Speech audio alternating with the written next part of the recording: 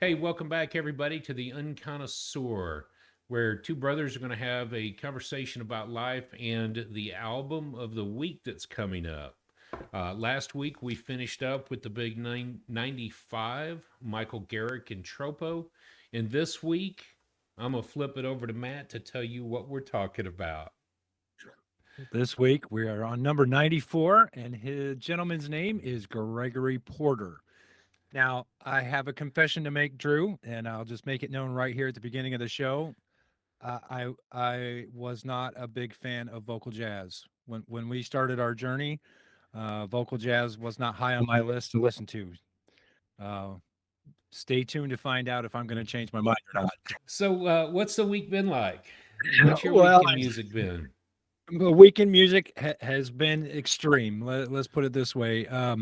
I got the chance to see someone who's going to come up later in our discussion, much later. But so I was at a jazz festival all weekend. Not all weekend. I was there on Saturday, all day Saturday, but the festival was going on all weekend. So I had jazz in my ears from Saturday, from probably 8:30 in the morning until almost 3 o'clock Sunday morning. I had a lot of jazz in my ears. Yeah, it was a good day. Let's put it that way.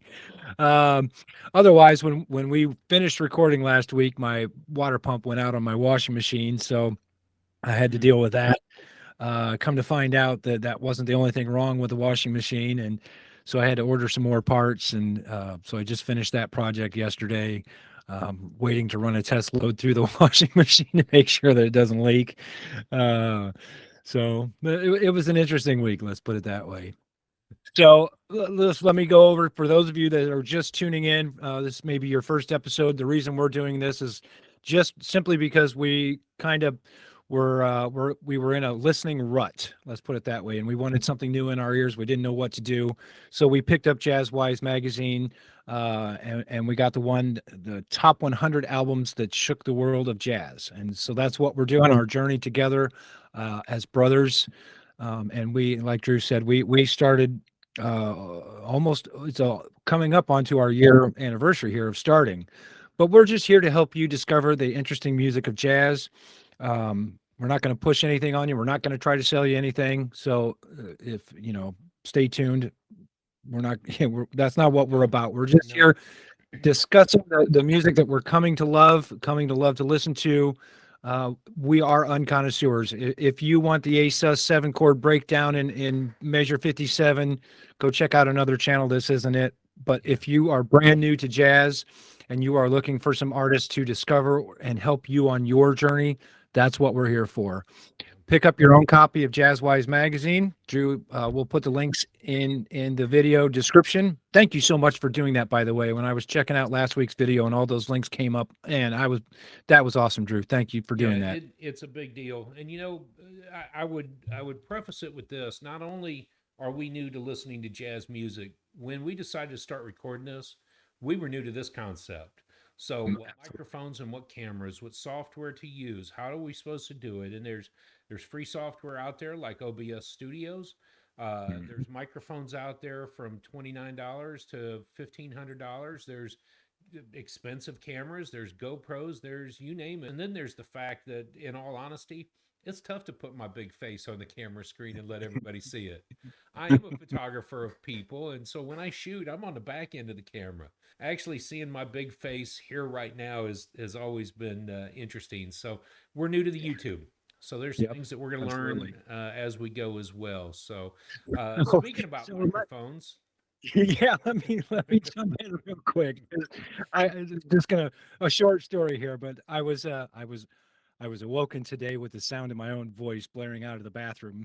My wife was getting ready for work, and she put on the Unconnoisseur video from the drop last week, and I gotta tell you, I did not like the way that I sounded. So I contacted a buddy of mine.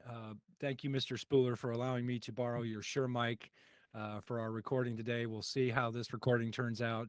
Jason, thank you so much for allowing me to do that. I will get this back to you, and probably get my own yeah. microphone, because, like you said, when we were starting out, yeah, we didn't know what we were doing, and the, I he doesn't like the way his face looks. I don't like the way my voice sounds. So, Well, now make no mistake, I have a full soundboard next to me with this microphone. I get, James has always been on my side looking after me to make sure I have the right stuff. So I get to fine tune my audio, and now you do yes, you too. do. You know, Being awoken by the sound of your own voice, especially for me, was rough. that's But bad. I do have a bone to pick with you too, as while we're recording. Oh, Dookie. Okay, so she's listening to the episode and she's getting ready. She's not doing anything nefarious in the bathroom at that point. And I'm downstairs having my morning coffee and getting myself prepared for the day. And so I come up and she says, "Oh, by the way, can you help me download this this the album that you're going to talk about next week? This Kamasi Washington album?" She said, "Drew says it's going to be epic, and I want to hear it." Uh-oh. Uh huh. Yeah, Drew says it's going to be epic, and I need to hear it.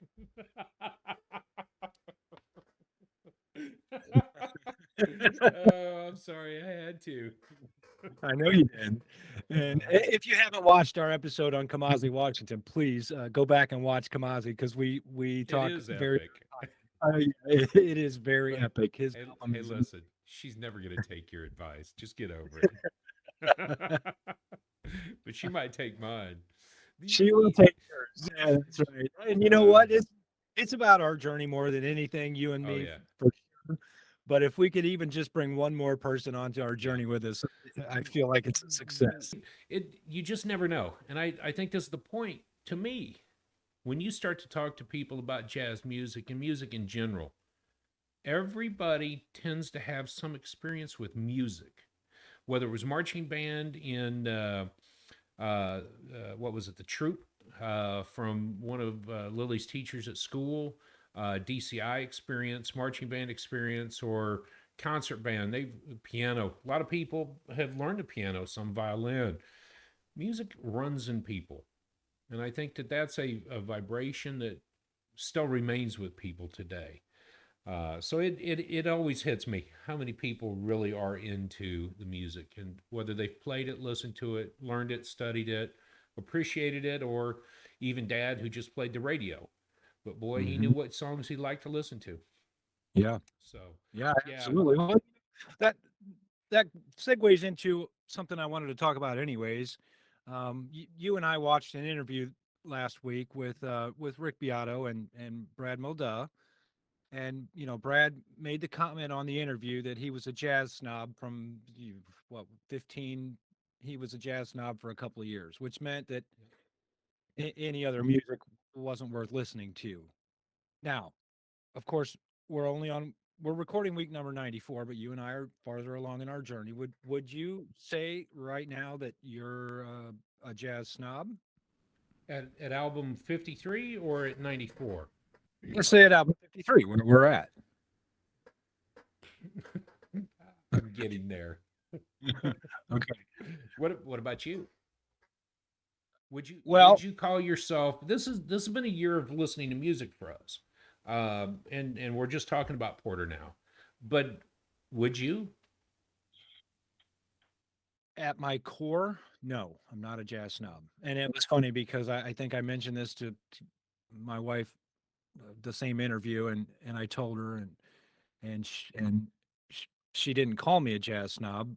And I'll tell you why I'm not a jazz snob is because I still appreciate some other music. Underneath my my jazz sweatshirt, I am actually wearing a Need to Breathe T-shirt, and don't get me wrong, they always will have a special place in my Yeah. heart. So Um, but as far as becoming a jazz, yes, I think I'm becoming a jazz snob, but I'm also learning a lot about what forms of jazz that I like. And yeah, when we talk about forms of jazz, there's a few. There's big band, there's vocal jazz, there's combo jazz, there's big free band, jazz, big band, big.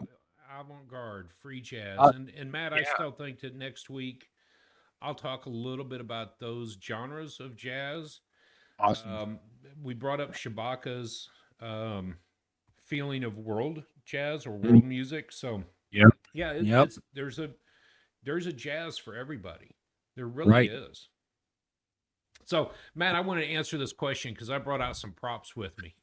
You had asked me if I felt like a jazz snob, and my answer would be no, because even though we're at 50, the problem that I'm running into is that I'm getting there really quickly as a trumpet and flugelhorn player.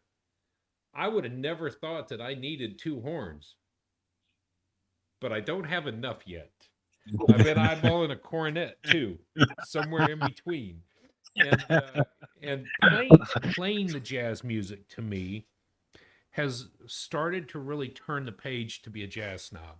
I understand the importance of playing the melodies and learning to improvise over the chords. I'm understanding that, and I really appreciate that. But it is beginning to turn me into a bit of a jazz snob. Well, Uh, the thing that I find is when I listen, don't get me wrong, when I listen to some other kind of music, be it Need to Breathe or Rush or whatever, I can kind of swing in and out of the music and not pay attention to some and then come back to some. When I listen to jazz, my brain is on fire. It explodes with uh, creativeness, creativity, and ideas. And you know, I was thinking about this week and recording today. If you're a young person and you're studying for a test, try some jazz. Try listening to some jazz in the background. It may help you, yeah. right? It may help you study Oh for yeah. that exam or test. And not that I think jazz is dying or is near dead or anything, but I don't think the young people today really kind of understand jazz and get into it. But it's funny how your mind expands a little bit when it's in your ears when you're listening to it. And and yeah, so you've got two horns, you're practicing, you're learning. What are the benefits do you think of playing jazz for you?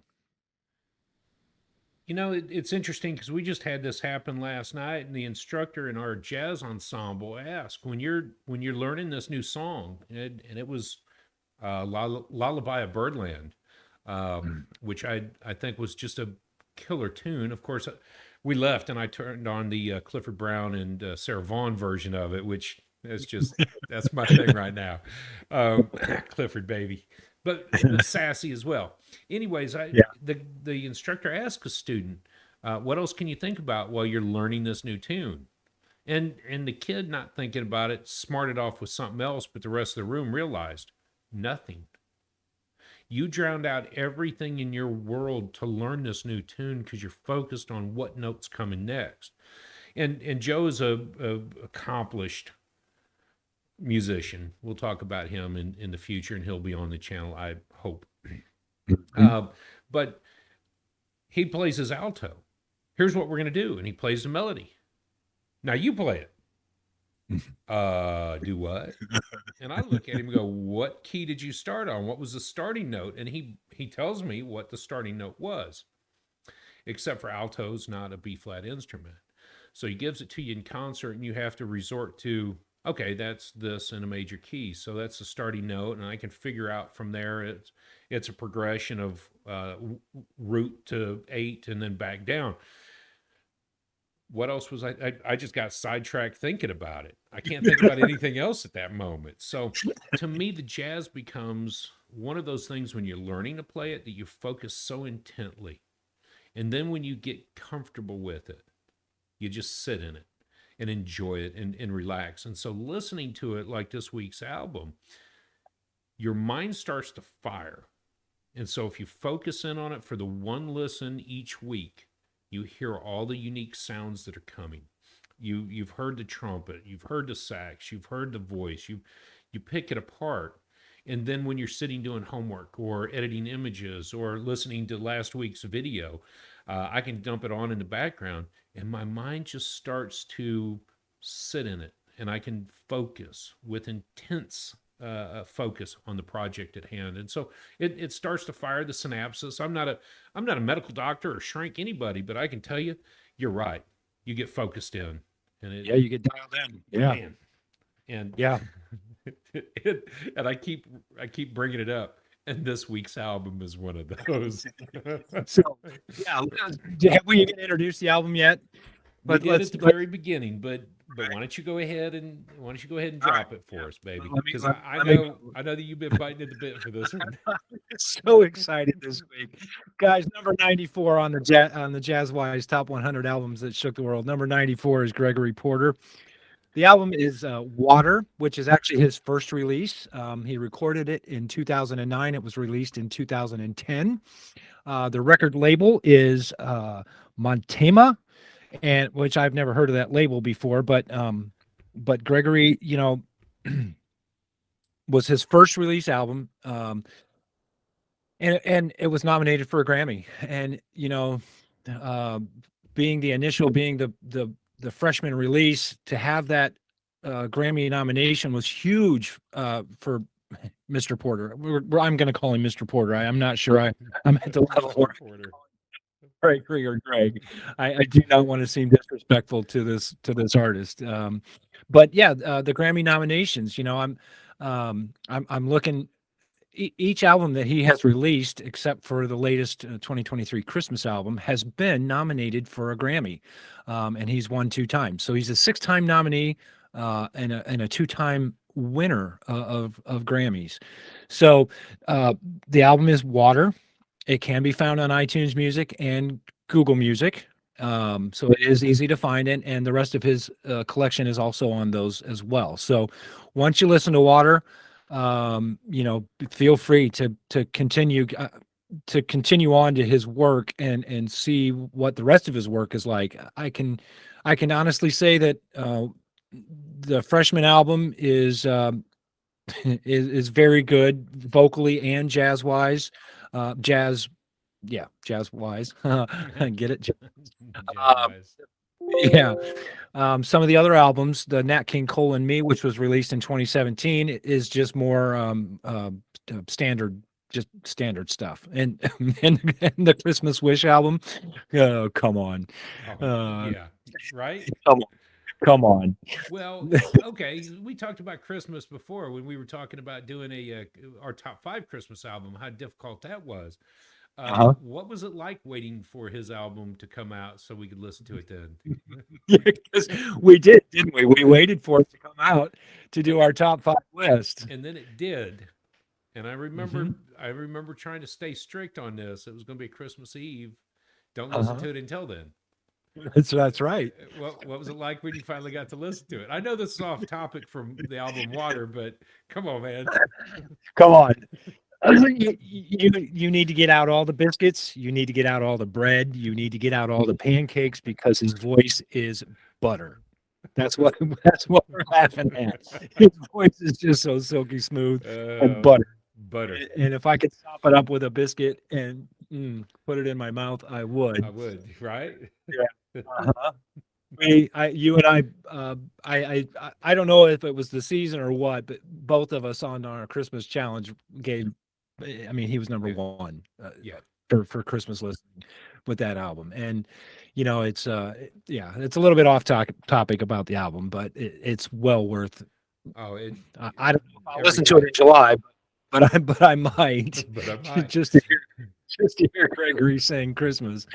Um, but that was a fun challenge, and you know how you for me that was difficult because we were just picking from Christmas music. I can't Yeah. imagine trying to put together a list of 100 albums that shook the world. So again, Jazzwise Magazine, thank you so much for putting this list together, and this is how we're going about learning about jazz was through your magazine. So I think you could probably throw up a copy of the picture Yeah, of the magazine. I'll drop some Yeah, yeah. magazine footage in here. Yeah, Yeah. yeah. So again, just sincere thanks. Now, that being said, uh, not a few weeks from now, in our own personal journey, is when I subscribe to Downbeat magazine as well, and I don't feel bad about mentioning Downbeat. Until Jazzwise is our sponsor. Um, Hook a brother the, up. Pick a brother up. But I think by the time we get to number 40 or number 60, we will have had their attention just like you and at the concert recently when the artist didn't realize that that was the picture that they used in a magazine that she didn't realize she was in. So That's yeah, right. I'm sure her Yeah, publicist knew that it was there, I'm especially sure. being that it was a full page spread. But yeah, so Jazzwise, we're coming. Yeah, yeah, we're We'll coming. be here. I just personally, I just like to meet John and figure out how when I get to understand jazz music a little bit better. How did they Yeah, do this? yeah, Um, Man, how did they do this? So right. yeah, Yeah, yeah, and you, like I said, you know how difficult it was just to put together 5 of just specific Christmas uh, albums, and how hard that was. So again, thank you, Jazzwise. Now let's get back to water because I was listening to it again this morning, and I just took some notes on some of the things, and I really wish that I had a way to be able to play the music and talk about it at the same time. And maybe coming up on future episodes, we can work that out. yeah, But Skylark, song number 4, written by Hoagie Carmichael and John Mercer, and we'll get into Hoagie Carmichael in a little while on our journey and YouTube channel. yeah. But Hoagie was a huge influence, one of the I don't want to say founding fathers, but close enough to a founding father of jazz that for Gregory to sing one of his songs is just amazing, anyways. Well, yeah. And yeah, um, so that's song number 4. You've probably I heard Skylark done a couple of times, but so not quite. I want to blow your mind a little bit more because when I realized at the beginning of the week that that was Skylark, we've listened to the album, we talk about the album, we've talked about it for a year ever since we encountered it. Mhm. It didn't dawn on me Skylark is Skylark. Mhm. We've read a book. We'll talk about it in the future about Richmond, Indiana, and all that took place there. I went back and I was looking at the actual information I could find on the Skylark. Carmichael wrote the melody based on a Bix Beiderbecke cornet improvisation that was Bix licks. So I'm going to have to go back and listen to Bix Beiderbecke or Biederbeck, Bix licks. And if that was the Okay. improv that Carmichael picked up on, those two spent a lot of time traveling together back in the 30s. And Yeah. so we get into this. Here it is, 2009, I'm sorry, 2009 that Gregory Porter's doing this on his debut album. And everything starts to connect in this musical journey. Later, we'll get into Bix. And we'll And we'll have, talk about the book that we yep. read. But Um, for that, I thought, holy cow! And then of course, one of the other artists we listened to, the song by Wayne Shorter, and Black shorter. Nile, Yeah. Yes. and you start piecing this together. And I was trying to put this together yesterday, the day before, last night. I've listened to the album probably 10 times this week. I needed it. I needed it. That's for sure. Yeah. But what would my favorite songs be? If I had to pick 3 on this album, could you pick 3 songs that I do. I picked 3 this morning did while I you? was setting up the studio and listening to it again, probably for the 15th time, listening all the way through. Um, Song number 4, Skylark, for sure. Yeah. The historical fact alone, but then you put Gregory on top. I'm sorry, you put Mr. Porter on top of that, the history, and it just blows you away. Magic Cup, which is actually song number 3 on the album. The saxophone and trumpet solos in there. I have time written down. I Yeah. really wish we could just buzz through those and play some of those for you. But the jazz solos on those are phenomenal. And you know, when you listen to different genres of music, you expect them to be perfect. You expect every note to be perfect and every tonation to be perfect. And jazz is not that way. And that's the cool part is that, man, you might hear a recording from the 50s and and the way that you listen to it, the trumpet player flubs a note and they left it in the recording. Well, they didn't have the technology that we have today to be able to edit and cut and paste, and what you got is what you got. And I think that that's still true today about jazz. And on the trumpet solo on Magic Cup, I heard the trumpet player make a small mistake, only because that's I'm hyper focused on those because I'm a trumpet player, or I was a trumpet player. So I can hear the, you know, Slight the air hesitation, coming the through, slight. yeah, from his lips, and I'm thinking, oh man, I wonder if he meant to do that, or if that was a mistake, or what. So it's just it's fun. And then song number 11, "Feeling Good." Okay. You you've all heard it. You've all heard the song, Michael Bublé version. I'm Used to feeling I good. used to play it a lot when I was DJing. That was part of our dinner music, and um, the part of the dinner music was some jazz classics as well. But "Feeling Good" by Michael Bublé, bomb, bomb, bomb, bomb, bomb. Well, Porter just does it a cappella. He just sings Okay. it, and you never miss the band in the background, and you're hearing it for what it is instead of the production value of it. You know what I mean? So, I, in my notes, I'm gonna read you the word. You may have to blank it out or beep it out, but like, damn, Oh, that's funny. it's on my note. It's true, isn't it? Yeah, It's true. yeah. So Uh, can you pick a favorite? Water, which Mhm, was number 10. mhm, Skylark to me, I probably listened to that. If I listened to the album 12 times this week, I probably hit rewind and listened to that song two or three times each time I went through it. And that it wasn't until I realized that that was a Carmichael song and that I've heard it a million times. mhm. I've got some big stuff on a thumb drive that I listen to a lot.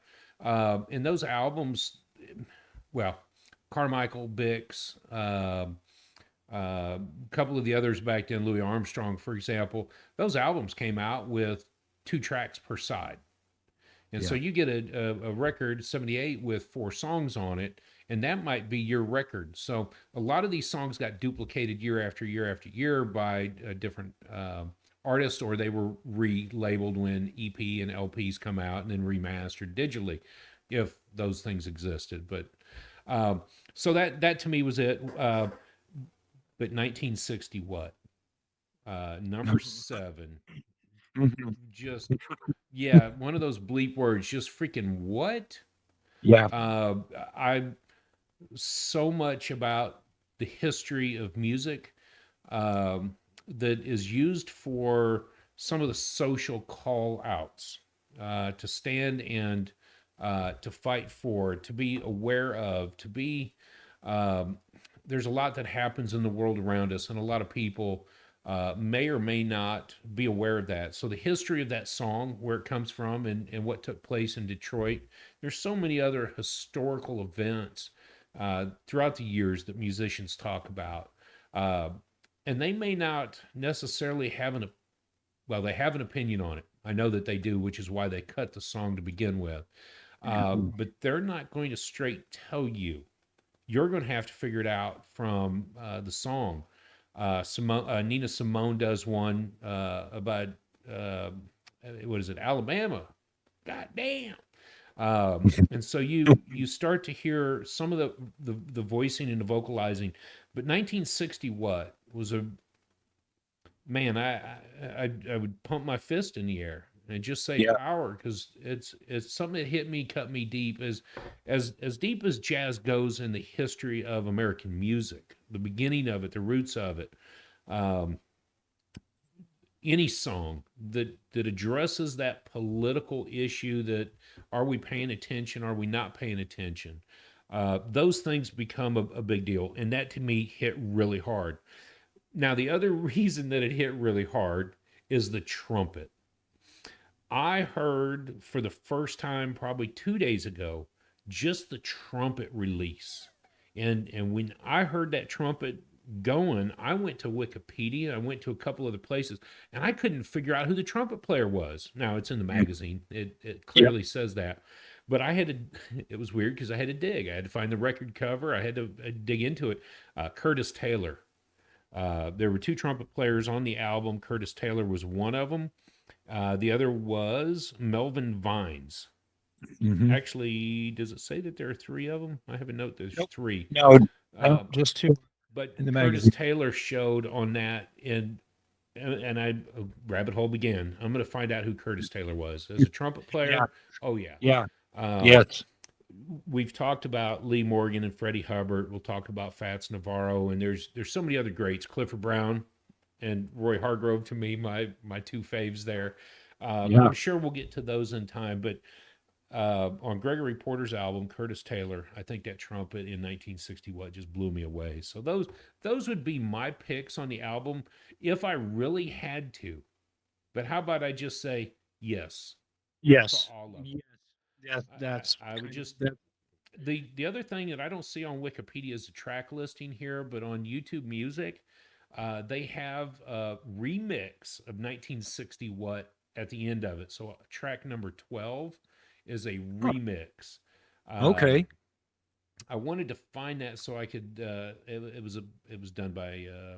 Yeah, here we go. I'm an unconnoisseur. I don't really study these things. I just live them and love them. Lullaby of Birdland. That's not what I'm looking for. Hey, so tell you what, while you look for that, just let me chime in here because the Jazz Fest Yeah. that I was at this weekend was in a chapel, and they had these huge banners covering the big stained glass windows to control the lighting and everything else. And the banners, it the one banner is a quote and a picture of Art Blakey. Let me read you the quote here from Blakey. Jazz is known all over the world as an American music art form, and that's it. No America, no jazz. Hmm. Now, on the journey that we're on, of course, Jazzwise is an English publication, and we've got some of that English jazz coming in, but the influences and everything else. But man, that one hit me hard. No America, no jazz. Now, we're not a political channel, and I won't give my political views, and I don't think Drew's going to give his political views. But the music does get political every once in a while, and it's Black History Month. Let's not even Yeah. beat around the bush. You know, Yeah. po- uh, As we sit here recording this, we're wrapping up Black History Month. Black History Month, and Porter's stance and his song 1960 what like you, it hits deep, and you can understand kind of the funny part is it's not right in your face. It's not you've got to look into it. You've got to listen to the lyrics and understand what he's getting at. And he talks about the kid going into the store and buying three pieces of Oh, licorice, and you're like, "Mm, oh, what?" yeah. And You and I we wouldn't think twice about walking into a store and buying three pieces of licorice, and then someone nope. thinking that it's something else in our hand. You Yeah. and I wouldn't. And when I So listen to that, it's I have a different look at that. When we were living down on Maple Place, right there on the way home from South Wayne, there was a candy mm, store at the corner of whatever that was Broadway and uh, whatever side street mhm, that was.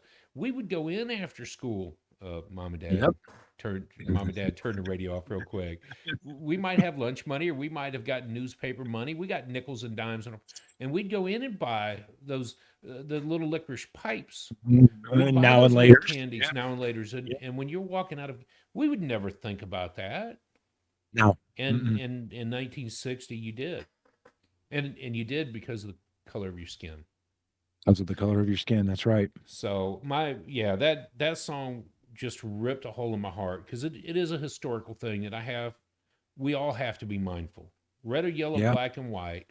And I think that's the one thing that jazz to me has really begun to do for me is just open my eyes to some realities. It's a music genre. Let's just call it that and be done. But where did it come from? And when we began to read up on Carmichael and Bix, you start to read some of that. We'll talk more about that later. Jelly Roll Morton. We'll Uh, talk a lot about that later, actually. that may be a whole episode of that. Well, shoot, That, that may that be a book. whole year's worth of episodes, just that book. But the history of it as well, right? So, yeah, Yeah. and to drop a song like that, I actually meant to look at where that first came from. Um, that was drum roll, please. Oh, by the way, I did bring this up. 1960 What remix was Opolopo. Okay. Remix by Opolopo. Dude, that was killer. But I've also been a big Grizz fan, electronic music. So Yeah. anything Yeah, that for hits hard with the remix is pretty all right for me. So sure. uh, Yeah, for I got no qualms in that. 1960 What, that it just shows him. That's his song. That's his song. Yeah. So So I've got a slideshow ready. yeah, let's go ahead and bring that bad boy up. You ready? And again, this is just a quick PowerPoint that I put together this morning, and we'll talk about it a little bit. But uh, again, the logo. Thanks Jason for letting me use the logo. Whatever you do it to music. Whatever you do it to jazz music is what it should say for me. But anyways, uh, man, there's a picture of the album cover. That's Gregory Porter's Water album cover from 2010. Check him out, man. You know, he's the kind of dude that you feel like you can just walk up to and give him a hug. I know, You right? know what I mean? I know. He just got that look about him like, hey Right man, there. I'm ready. I'm right there. I'm ready for a hug. Come on.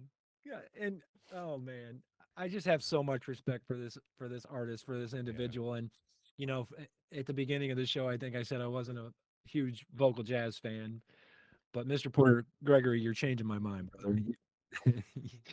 And I know he's played in concert halls and in front of jazz fests and everything else, but when it becomes personal to you, that's when it hits the hardest. And um so anyways, born November 4th, 1971.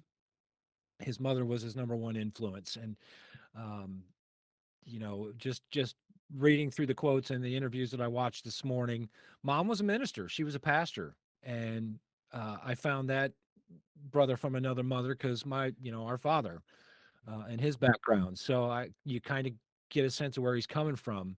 But right from her deathbed, she said, "Sing, baby, sing." That just Sing, baby, sing. Yep. sing, baby, sing. He was concerned about making a living and being okay and not living in poverty. And she said, just do what you love and just sing and things will work out. And the interview, and I'll put the links to the YouTube interview that I watched this morning. It's a British television show that he's being interviewed on. And he talks about her vision of him.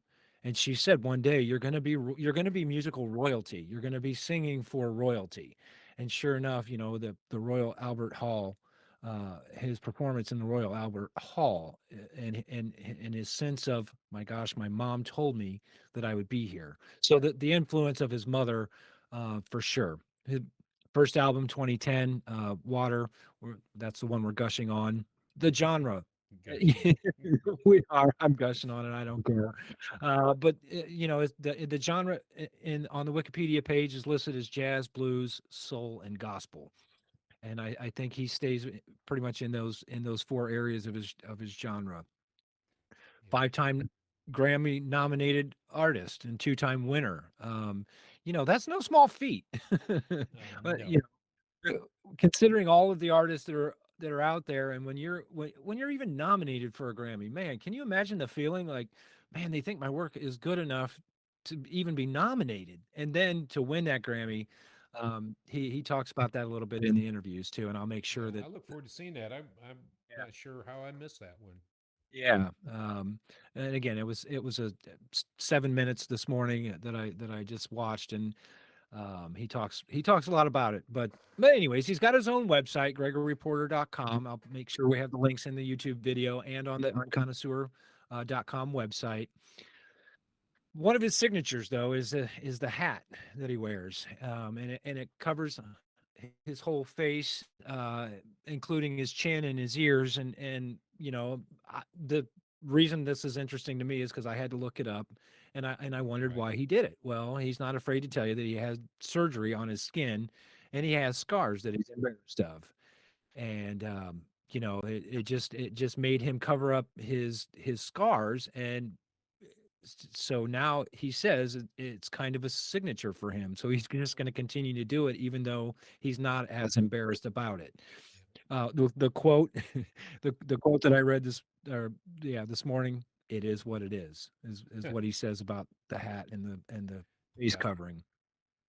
that's so It's awesome. kind of hard to put him in a yeah, it is, isn't it? I mean, but it's kind of hard to put him in a category, except for general jazz. So, I mean, this is the category that I kind of picked, and we can discuss this if you want. But the eclecticism category from the '80s and '90s. Now, again, he wasn't recording in the '80s and '90s, but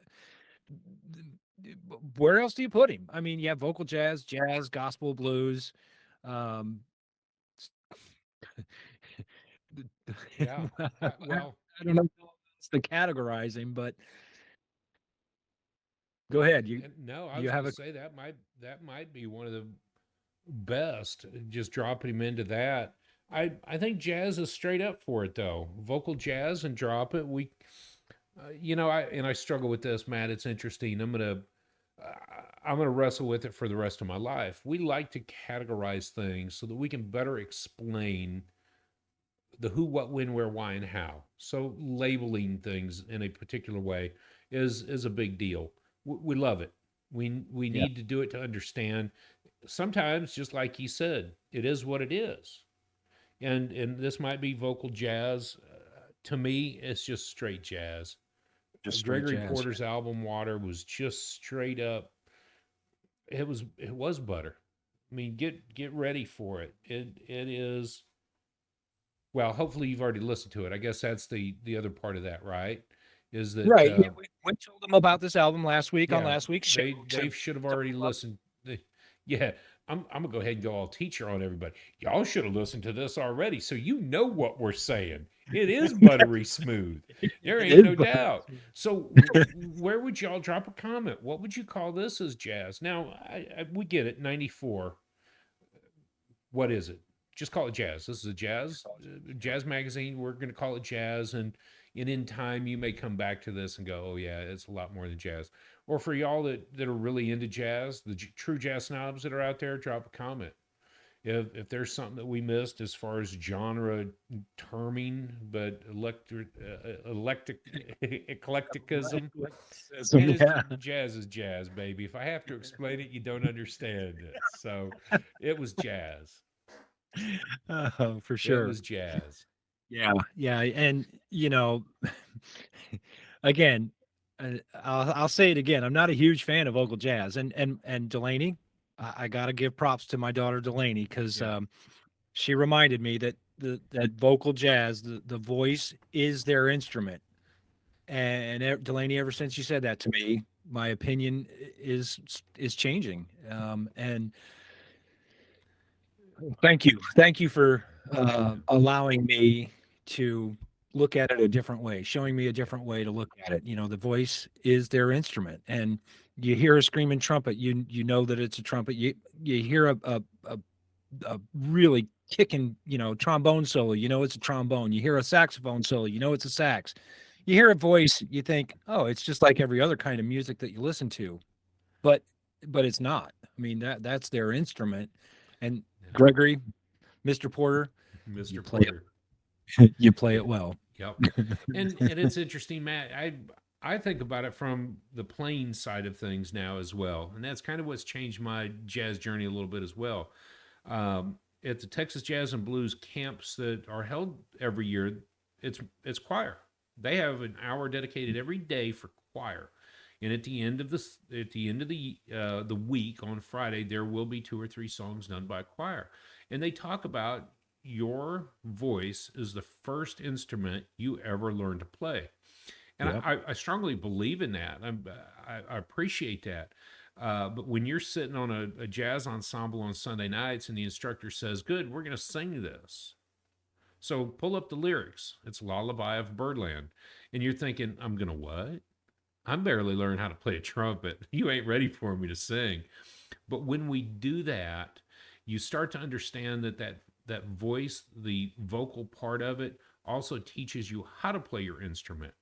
And Yes. so most of these singers that we encounter are proficient with with an instrument as well. And come on, man, your church, your mom's a minister.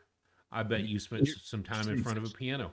singing in church. You've learned how to harmonize by church music. You understand that singing, whether good or bad. I've sat in some old sits next to some old folks lately in my church that, good or bad, they're gonna sing. In tune, it's like Kenny clapping. He may be a little out of tune. No offense, Kenny, but the brother's clapping, and so He's got clap. it. Yep. So when Yep. the old ladies and old guys sitting next to me are singing way out of key or 10 seconds behind the song, they're singing. Let it That's rip. right. And Yeah. and then when you're as good as Mr. Porter, let the world hear it. And I think that was so true. Sing, baby, sing. Sing, baby, I have sing. much respect for her direction to him, and how would the world have been different if we never got to hear him? Oh So man, can you imagine? I don't want to imagine a no, world I don't. I without don't. being able to listen. Yeah, I don't. I'm sorry. Yeah, I can't imagine a world without Mr. Porter in it. It would be Mm-mm, tough. no way. Early. Okay. Oh, go Nope, ahead. Go ahead. nope. I'm with you. I was just gonna say. Are you ready to rate it? Oh, I'm ready to rate it. I was ready to rate it before we began the conversation, baby. I think Okay. we both agreed on this. So All right. Okay. what did Before we start, Mom, Dad, go pull up the album on your music player and listen to Gregory Porter. The album is Water. And oh, you know what? Maybe you should say it, Drew, because they'll listen to you. They won't listen to me. hey Kendra, we have a recommendation for this week coming ahead. Brad Melduh. I forget how Rick Beato said it, but number 93 is going to be Brad Melduh, The Art of the Trio Volume 1. Mom, you've probably already listened to Gregory Porter about twice this week, and if you haven't, go do it again. Go do it. So, yes, this week was number 94, Gregory Yeah, Porter. Y'all go listen to that. don't listen to it. So, all the, right. So the three I'm people ready to listening. Um, for me, okay, here we go. I'm just gonna tell you my number. I'm Yeah, just gonna tell you my number. I have mine written down up there, don't I? Are you looking at the spreadsheet? Uh, I am now. I am now. Okay. Yep. All right. We went all the way to the top. Yeah. We went tens straight across. I think we both agreed on 11, but that's okay. One out of 10, 11. Yes. Oh, absolutely. I mean, I'd go to 100 Yeah. with his music, with his voice. I'm sorry, I didn't mean to steal your thunder and tell your score, but you might as well I because no, I wanted you to because you had it in front of you. I did. I have it right in front of me, and this is one. It it it dawned on me this week. I was doing some other research and reading a, a website. And I read all the comments that night. Where to start in jazz, and Oh, whether you're a vocal fan or not, I think you could hand this album to a brand new jazz listener, and they would enjoy it as much as we do. I mean, a brand new listener, someone who's never watched an episode of The Unconnoisseur, someone who's never heard, Gregory Porter before. You could hand them the album, and they would enjoy it, and they would say, "This, no, this doesn't sound like jazz. This isn't what I was expecting, or whatever." And I think for me, again, following our journey, of course, we're going to get into some hardcore jazz, some of that stuff that I wouldn't necessarily hand to a first time listener and say, "Here, try this out." And so I was doing that research, and based on what you and I are going to talk about tomorrow on our phone call, and man, there's some there's some jazz snobs out there who would start their friends off with Ornette Coleman, and oh if you yeah. and well, if you don't like free jazz, then you don't like jazz. Or if you don't like this jazz, then you don't like jazz. If you don't like this jazz, you know what? Jazz is jazz. Now, Jazz is jazz. you don't have to like it all, but man, No. find something that you do like and grab onto it and stay with it. And if you've never heard jazz before, if you're just following it, this is your first Unconnoisseur episode, latch on to Gregory Yeah. Porter because he's only got 7 albums out now, but he's only been recording since 2010, 2009. I believe he's got an even bigger future than what we're Oh yeah, seeing. you and I are going to look up when we're 80 and 90 at where we first listened to him. There will be music rolling out for a long time to come of his, and we'll do this conversation like the Wayne Shorter, the Miles Davis of the past, the Herbie Hmm. Hancocks. We'll look at him as the grandfathers of where it really all began, and Yeah. then you realize that they were just the grandfathers of where it began. There were Bix Beiderbecke and Hoagie and Jelly Roll before them, and so what the yeah, we're gonna look up for a long time and be enjoying Well, Gregory Porter. I I hope and pray. I really do. I do too. I do too. And like I said during the slideshow, he just looks like a guy that you could just walk up to and give a big hug and just bask in that smile that he gives you. I can't. I'm sorry, I can't gush enough. I No, really can't. I It's over this time, Matt, it's been interesting because we've talked about other players as well that have that earthy tone that just vibrate with us. There's something that oh, resonates, and this Mr. Porter resonates with the both of us at a very deep level. Whether it's the soul music from the church or his big personality. I mean, I can't imagine in the interview what kind of warm welcome it is just to sit and talk with him. right. And I'm starting to formulate who I want him to sing with. What would a band behind him sound like? And you know, there's the fantasy football stuff. I don't do that. But who's your fantasy album? If you're going to put a Yeah. quartet or a quintet together, if you're going to do some vocal jazz, who do you want behind him that resonates that same soul sound? Can I tell you? Yeah. I got it in mind right now. Do you? Yeah, oh yeah. I'd want Wynton Marsalis on the trumpet, Herbie Hancock on the piano, uh, Dave Dave Dejanette on Okay. drums, Okay. and Porter. Oh, that's that. Oh, that. Oh, take me to church and pass the plate because I'm all in, baby. I thought originally you might have put somebody like Courtney Pine on a bass clarinet with him, and a trumpet player. I was thinking in terms of the sound and soul because I could use past, present, and future. But Roy Hargrove sitting behind him on a flugelhorn. Yeah. That would be a Yeah. dream. And of course, just put Herbie with anybody. Oh Um, yeah. just be done Oh with it. yeah. We're Or gonna talk about yeah more to come on or Herbie. yeah, more to come on Herbie. Or after listening to the Rick Beato interview with Brad, if you've got that pulled up, if not, I'd put Brad on there too. Of course, there's John Baptiste. You Oh throw him yeah. on there as well. I mean, there's some people with that real earth soul and flavor of music. But yeah, that piano, just throw Herbie in there and be done. Yeah. Yeah. That'll solve all your problems. Yeah. So Well, go ahead. good. No, no. Number 93. What we're going to ask for y'all is go to number 93 for this week. Number 93 is where we will be. The artist is Brad Melduh. I think is how it was pronounced. Brad Melduh is what we kept saying, Brad Melduh. The album is The Art of the Trio, Volume 1. It's produced by Warner Brothers, and it came out in 1996. When y'all go searching for this album, there's multiples 1, 2, and 3. Go listen to Volume 1. If that's all you do this week, it won't be. But if it is, just enjoy the album. Uh, Recently, we both watched the interview with Rick Beato on his channel. Go over to his channel and check out that interview. Because when you see for the first time the mind of Brad sitting in front of the piano, the way he just takes a tune and spins it, what he hears is very different than what we would hear. The way he composes, the way he arranges, the way he writes is so phenomenal, and you're going to hear that in the Art of the Trio. It is. It'll be an interesting album because we've listened to it. Obviously, we've told you that. But if I'm playing dumb on it, oh, I wonder what we're in for.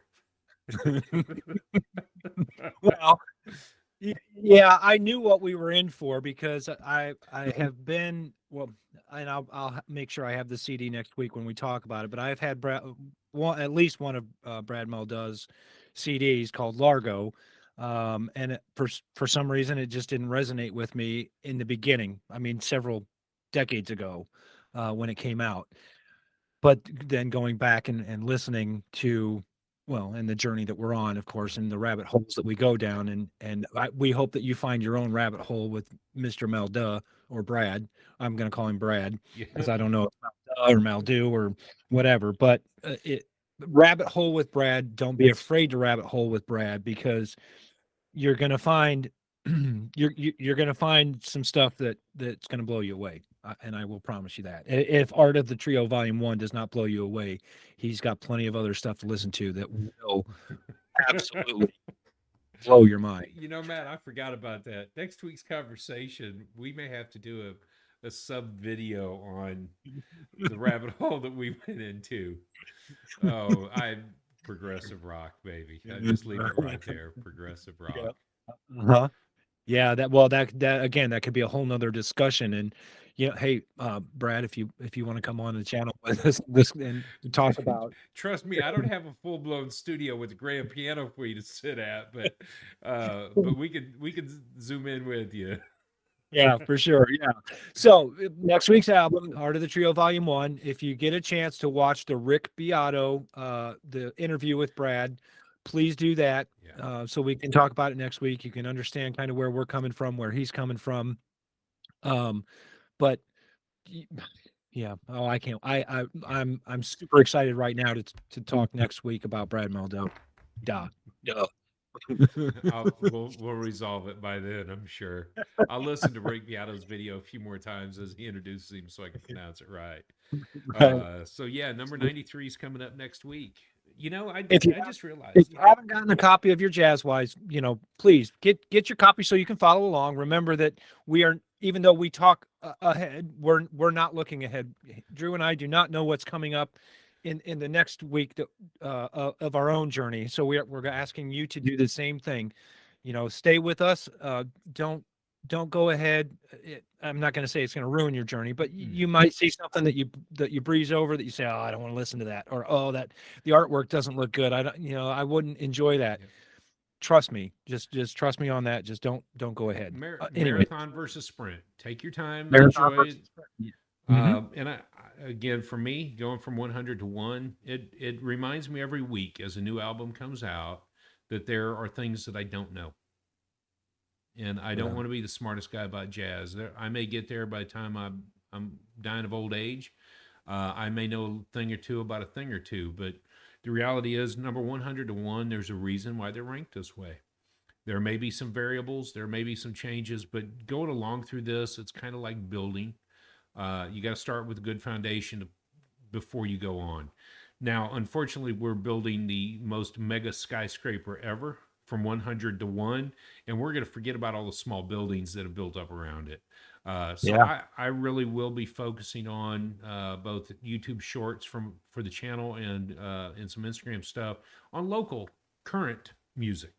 As we go about listening to, with the excitement of jazz music, whether it's your local Three Rivers big band or the Republic of Texas big band here in Austin, the Nash Hernandez Orchestra in Austin. There's so many great music artists in your city.